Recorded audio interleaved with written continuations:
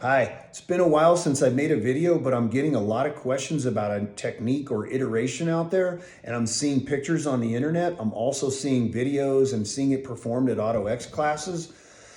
And so I thought I would bring in my experience with that technique, some of the benefits, and then some of the drawbacks. The technique is usually referred to as reforming, and it involves displacement of the dash, making all of your cuts except the upper A-post, utilizing the spreaders at the foundation of the A-post and the ram at the upper part where the A-post meets the roof rail, and using them at the same time to displace the dash.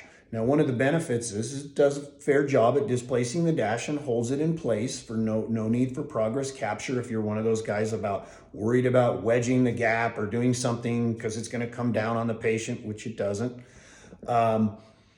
Then that's a benefit there. It also allows more access and headroom into the compartment for patient tending, which is a good thing.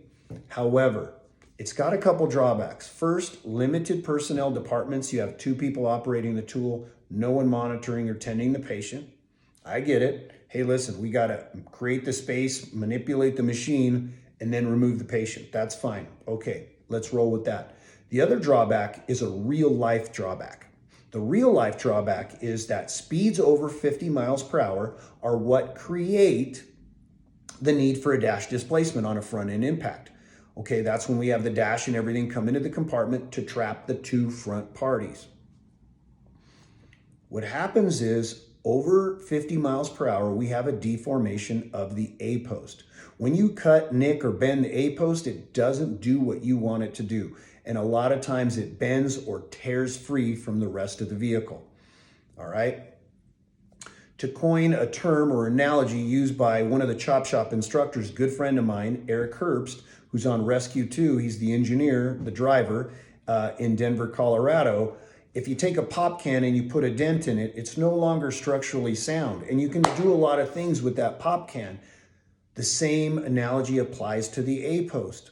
When you go to manufacturers or crash test sites and you see them crash test vehicles for front end impact or offset impact, you always see a deformation of the A-post above 55 miles per hour. So if you deform the A-post, that ram is likely to rip it free, which goes back to what we've been doing all along, is cutting the A-post high above the patient so that we drive it out of our way and we don't utilize it for anything other than maybe a simple roof raise if we can.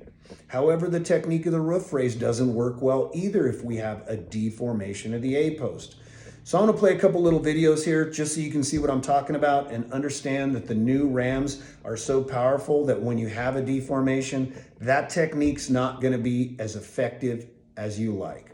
So take a look at these. If you have any questions, hit me up.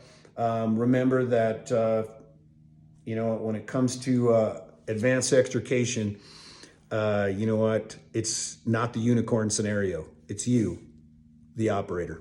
Out.